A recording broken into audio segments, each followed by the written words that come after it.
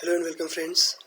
In Indian economy, up till now, we have discussed in Unit 1 the economy, the basic definition, the brief discussion on circular flow of money in economy. We talked about the types of economies and three sectors theory, and we also talked about the case of India and what is unique with India as far as the contribution to employment and contribution to GDP of the three sectors of the economy is concerned, and what is the basic problem with the Indian economy. And we understood that the primary sector specifically is not that remunerative for those engaged. We saw that 44% people engaged in primary sector only contribute 16% to the GDP. We talked about colonialism in the last session that we had. We talked about the different colonial powers beginning 15th century, and we understood how some of them declined in the 19th and the 20th century. We also understood that Japan was the only Asian country to have been a colonial power, to have colonized other countries. And we also saw through these two maps how there was a shift in the colonial powers.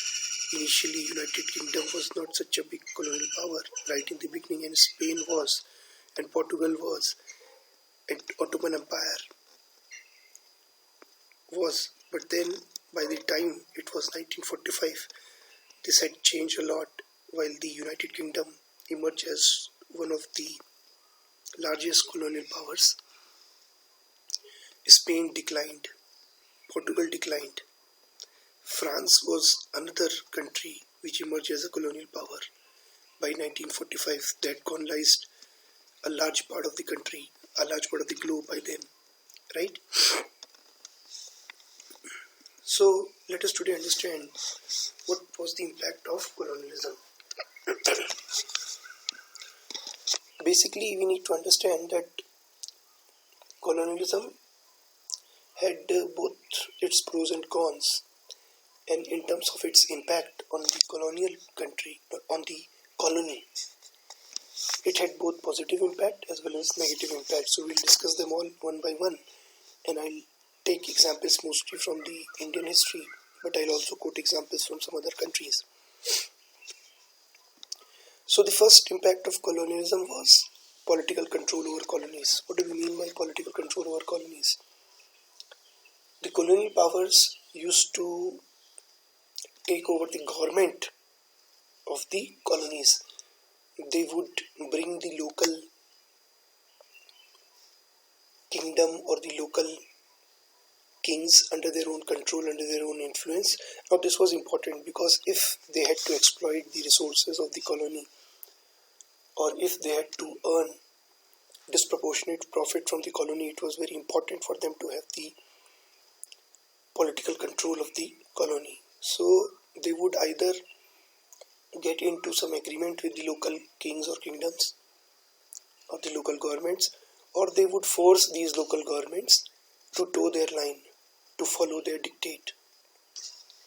So this way the political control was expanded in the colonies.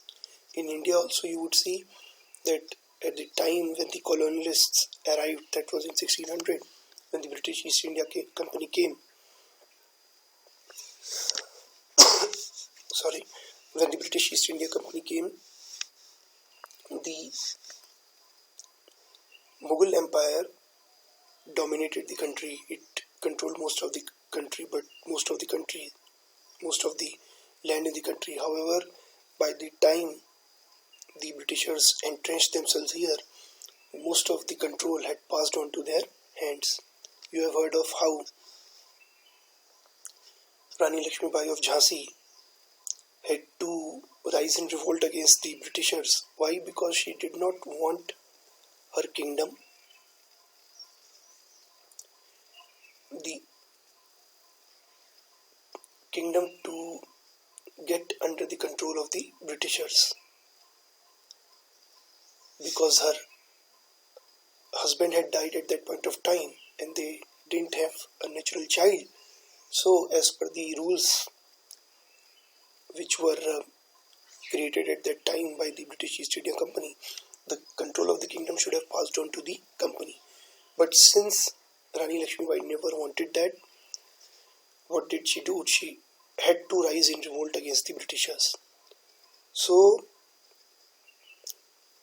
trying to exert political control over the colonies also led to many revolts against the colonial powers, just like in India.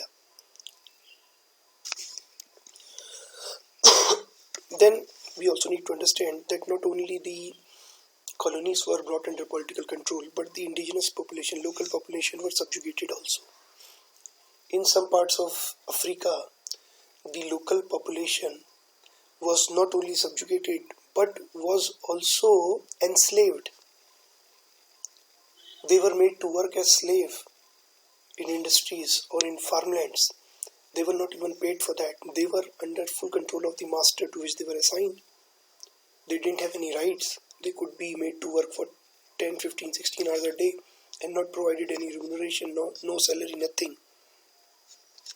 So this kind of subjugation of local population was rampant. In India also the same thing happened. Not only in India but in other parts of the world also this thing happened. If you know the history of United States of America, United States of America, which is in the Northern American continent, basically it was founded by the British colonialists.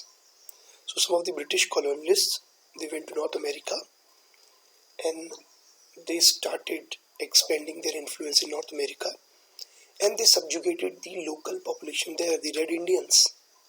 They were known as the Red Indians, the local population.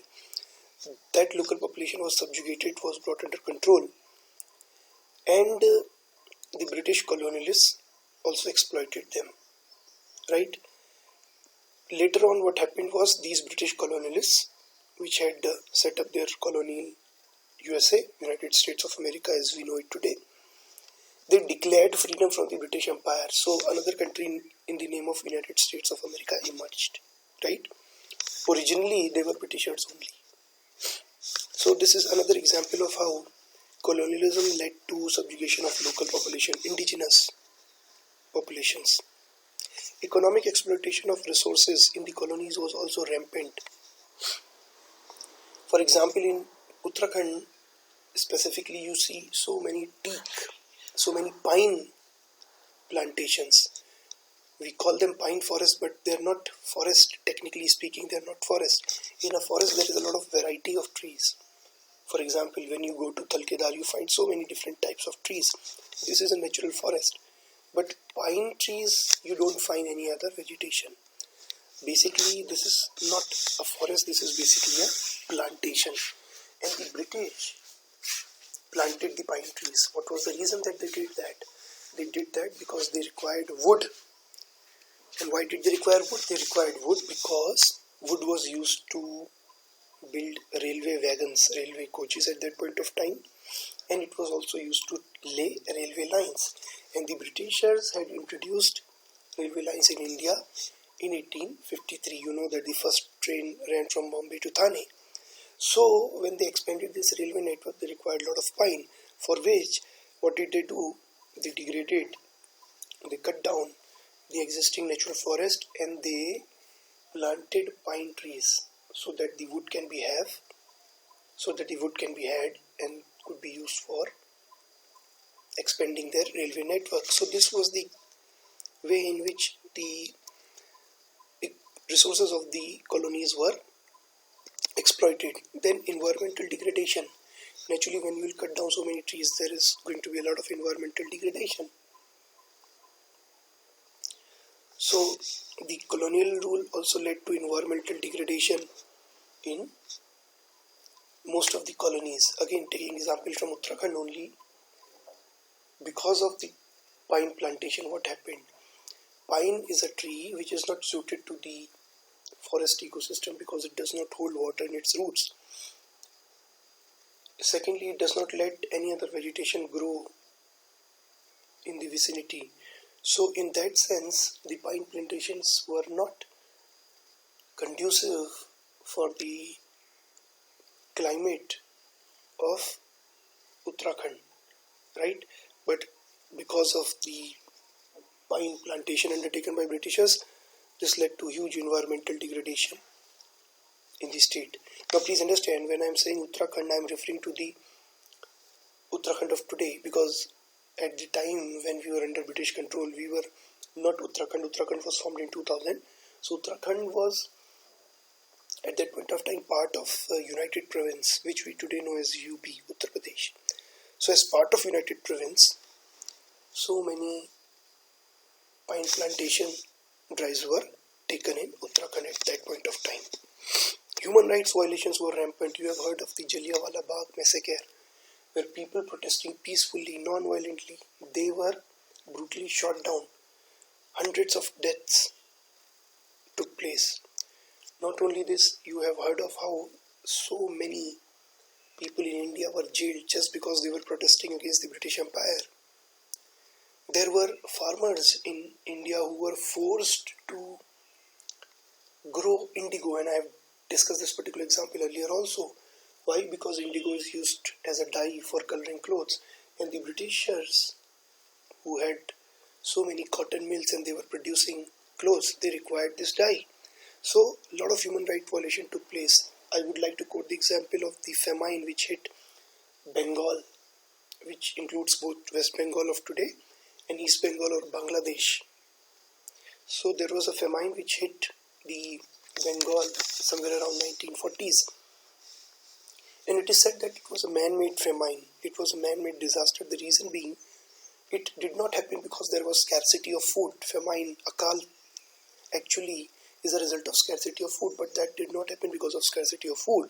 It rather happened because of faulty policies of the British government. They diverted the food supplies to some other areas instead of sending them to famine-hit areas, because of which millions of people, lakhs of people died here in India. So these are examples of human right violation under colonial rule. Again, as I talked about the slave trade, I talked about the indigenous people being enslaved by the colonialists. You also have heard about slave trade, which was rampant in 16th, 17th century. In fact, this was one of the reasons for the civil war that took place between northern and the southern part of United States of America, and which was a reason why Abraham Lincoln, the then president of United States of America, is still known today. So slave trade was one reason. And what was basically slave trade? People from these colonies were enslaved and they were brought to the home country. It could be the British, it could be Britain, or it could be some other parts of the same continent. It could be some other parts of Africa, it could be some other parts of America or South America. And these slaves were then made to toil hard in the fields over there, and they were not paid anything. So this is again an example of human rights violation. People were traded, people were slaved and then traded. So that is known as slave trade. Spread of Christianity. Now please understand, most of the colonial powers were from the Western world, including some countries in Europe and some countries in North America. And then if you consider Russia also as a colonial power, though it was not from Western world, but it again followed Christianity. So when these colonial powers came to different colonies, when they brought the colonies under their control, they also led to spread of Christianity. They spread Christianity because they felt that Christianity is the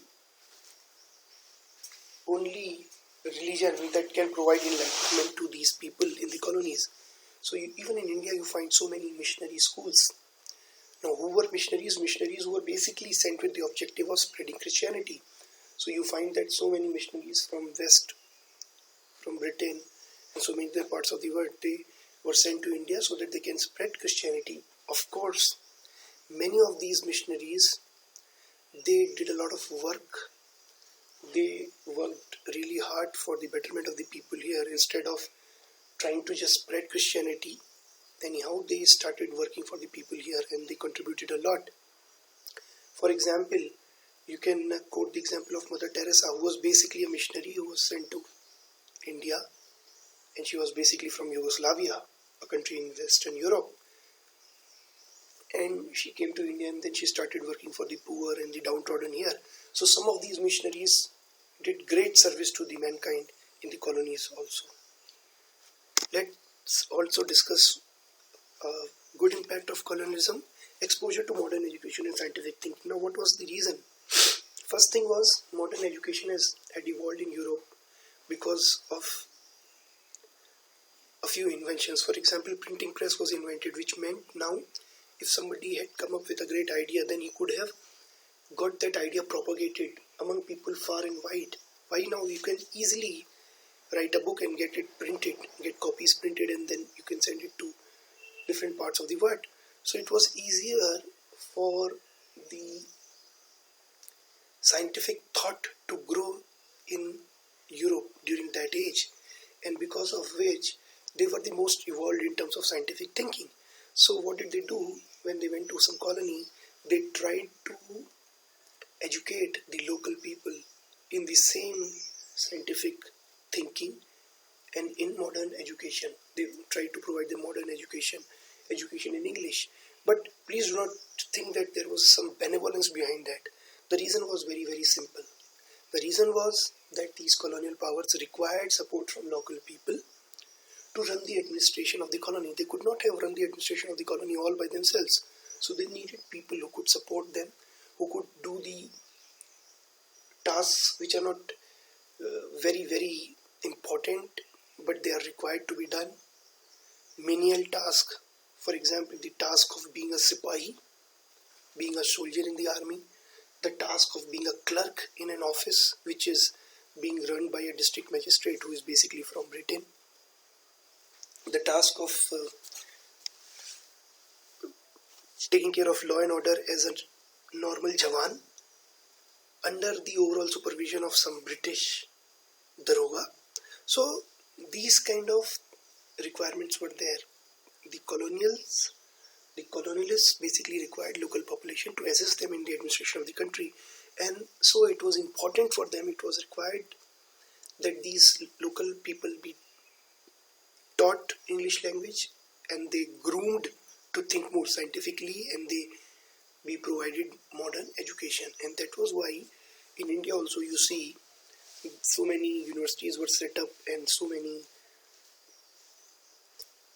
schools and colleges started teaching English under the British colonial rule. The whole idea was to prepare clerks so that they can assist the Britishers in running the administration of the country. They could not have brought all the Britishers from Britain to run the administration of the country. So they needed people, and this was the reason that they expanded the modern education or the English education or scientific thinking to their colonies also, including in India. Right? Now let us talk a little bit about the history of colonialism in India. We'll be discussing this in more detail in the coming sessions, but let's just discuss. You know already that 1600 it was British East India Company which entered India. They were granted permission by Jahangir, who was a Mughal emperor at that point of time, the son of Akbar. And please also understand it was Thomas Roe who had gone to Jahangir's court for this permission, and they were granted permission, the royal decree. Then in the next 150 years, the British East India Company slowly expanded its influence, and for that they did not only make use of their trading power, they also made use of the armies that they have. They also made use of some political ploys which they employed. For example, they came up with a rule which happened later on, that if there is no heir to the throne of a particular state, a particular kingdom, then the control would not automatically pass on to the Britishers. Right? So this happened.